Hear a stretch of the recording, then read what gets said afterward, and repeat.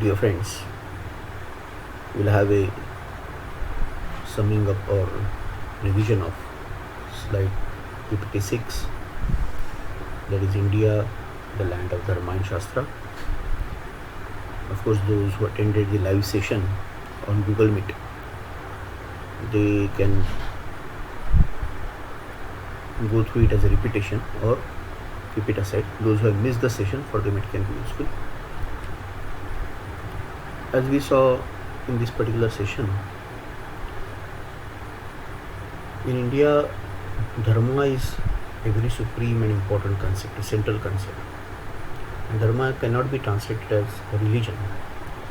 It has got nothing to do with dogmas or rituals or some sort of worship. It is the universal law of action and individual laws as subparts of it, or communal laws as subparts of it, and guild laws as part of it.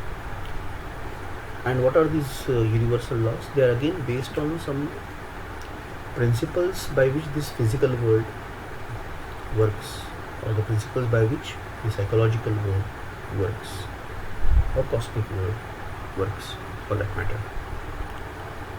And there was a firm belief that the laws which are governing the microcosm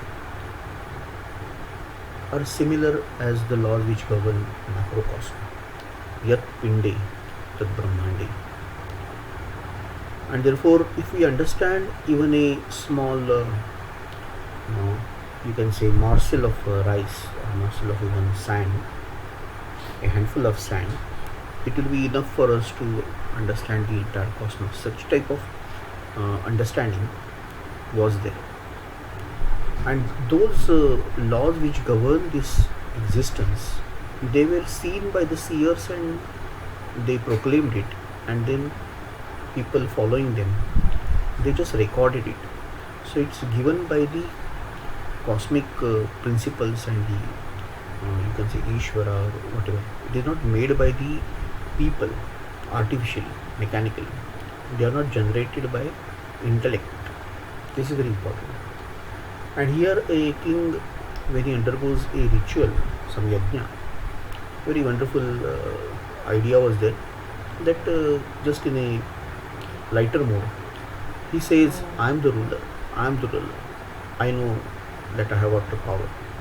And then a sadhu or a rajarshi, dharmaguru, he comes close to him, takes a dharmadanda or rajadanda in his hand, of course making sure that it will not hit his emperor or king, and just gently hits that rajadanda on his head and says, no, you are not the ruler, you are not the supreme, it is the dharma which is ruler. And then the thing goes on. But it was very clear understanding that Raja or the king is just a trustee.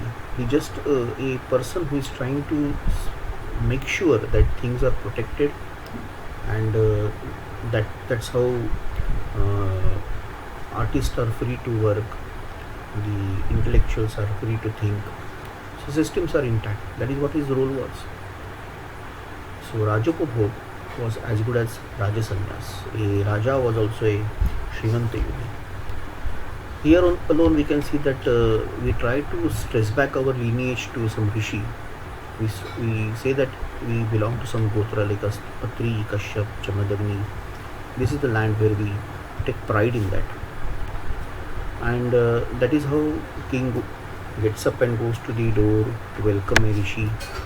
That's how Dasharatha was asked for each, both the princes Ram and Lakshman by Vishwamitra, and he also happily gave them so that dharma can be protected.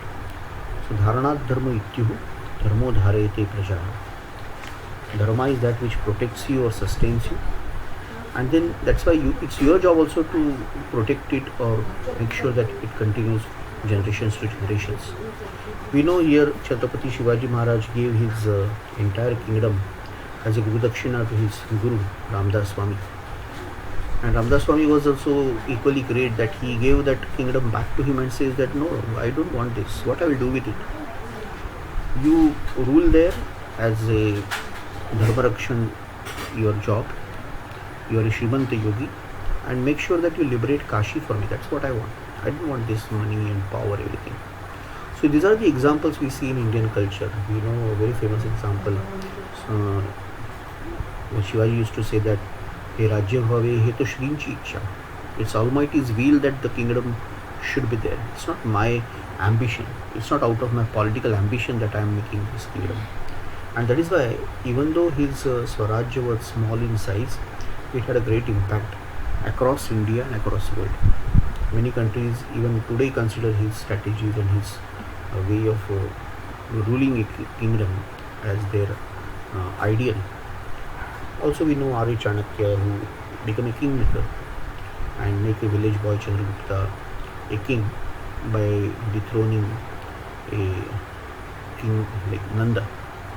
And we know his story also, that when Chanakya was just going by the road, a foreigner was coming, in fact, and then he saw that some children are playing with pearls and diamonds on the road. He was very amazed. He had already heard of wealth of India, but children playing with diamonds like pebbles on a road. So he just started searching for Arya Chanakya, whom he had heard a lot about. And then he saw a very thin, lean, and very simple person walking.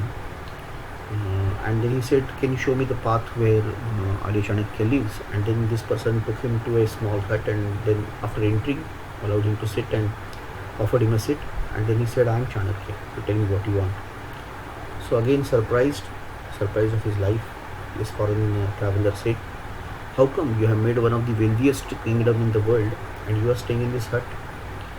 So then Arya Chanakya explained this idea of the Indian polity, Indian economy, and Indian, you can say, Dharma Rajya. And he said that my job was to ensure that the kingdom of Dharma comes, the righteousness comes. It is not my job to become wealthy or powerful or ambitious. That's not my Swadharma. So following Swadharma or one's own ordained duty was equally important, so that the Rajadharma, Kuladharma, Shrenidharma can be followed. And Nathan Borgohain, we see the example of him in Assam. He refused crown, and he said that, "No, I will not become king because my job is to protect Dharma." So we see same language spoken across India is very important. That is why it is a consciousness, we say. No? Culture is a consciousness. The same consciousness, you can say, it is reiterated, it is synchronized across the vast land. So there is an ideal, and there is upward will and soul's aspiration, and there is a side of creative self-expression and appreciative aesthesis or intelligence and imagination. And then there is a side of practical and you can say outward formulation. And that we can say is actually something like, this last is that polity, economy, and business and everything. This is the outward formulation. But that is inside it, there are so many arts, culture, creative expressions, dharmas and shastras are written. And then there is a upward will of soul. It wants to go up to become God, and ultimately the ideal of to become God. All is God. God is in all is in God. So these are the steps these are the aspects which are given.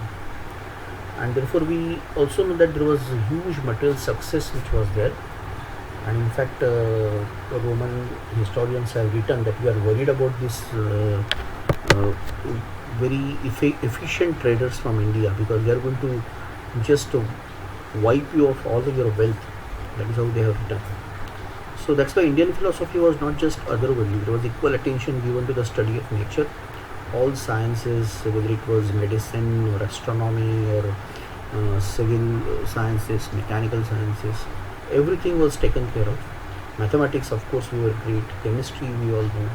Surgery, there are some famous examples. And Chala Prithvi Sthira Bhati, one just example of one of the quote, which shows that we knew that Prithvi is not sthir, it is moving, but it appears to be stationary.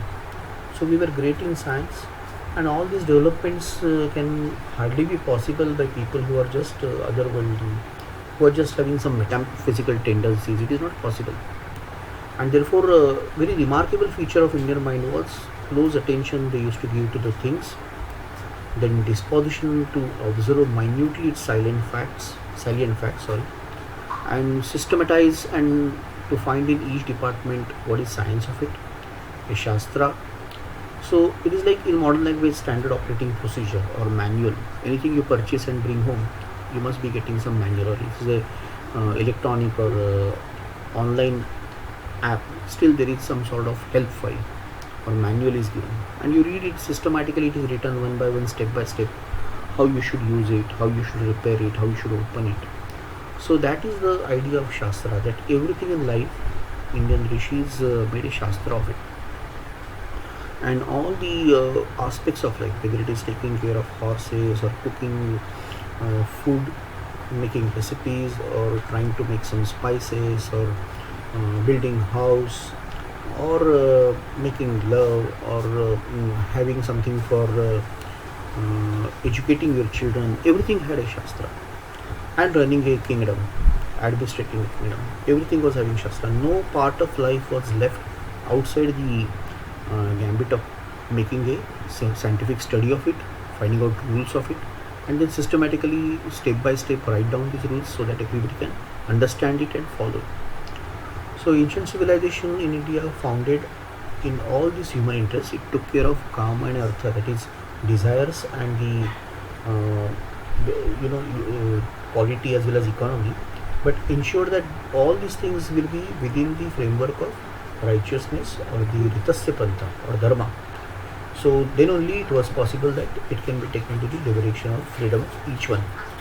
And that's why culture or a social organization has to lead each one to satisfy or support these things, to take this natural part of human beings, individuals, and then take them up slowly.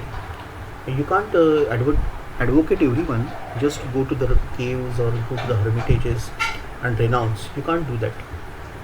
So an organized intellectual theory of intuitive ordering perception, that is how we understand our religion is, and that's why it has got so many facets, so many roads, so many paths in which it can be done. So apart from Dharma Shastra and apart from epics and Puranas, it was told in the language of common people in terms of so many parables, kathas, subhashitas, in Hitopadesha, Panchatantra, or Nitis, and all this was taken far and wide. Whenever our traders or our missionaries went, entire Southeast Asia, Southwest Asia, Europe, this knowledge was taken. It was translated in several languages of the world. Because in India, the idea next to infinite is Dharma, to find out the rule of everything. That is why it happened. And we also understood that there is standard has to be relative. All cannot be given the same law. There has to be relativity in understanding. Ahimsa, Satya, Asteya, everything has to be understood and done, but in relation to the circumstances, in context, in capacity of each one, it has to differ. And that is why everything will have dharma, and that dharma will be properly documented. And it is nothing to do with creed and cult and dogma and rituals. Though dharma is fixed in essence, but it will be always flexible. It will be developed as our consciousness develops. It will evolve as the evolution happens. And so as per the yuga, there is going to be yuga dharma. There is going to be a changing part of it. There is also going to be a fixed part of it. So India understood that the whole structure has to be very flexible and still firm. A multi-layered, multifaceted structure where each one's degree and turn of development capacity, that is adhikara, has to be taken care of. Its nature has to be taken care of. Swabhav has to be understood, and according to that, path has to be given to that. So this is in short understanding, as usual, all the codes and the release from the foundations of Indian culture. Thank you so much.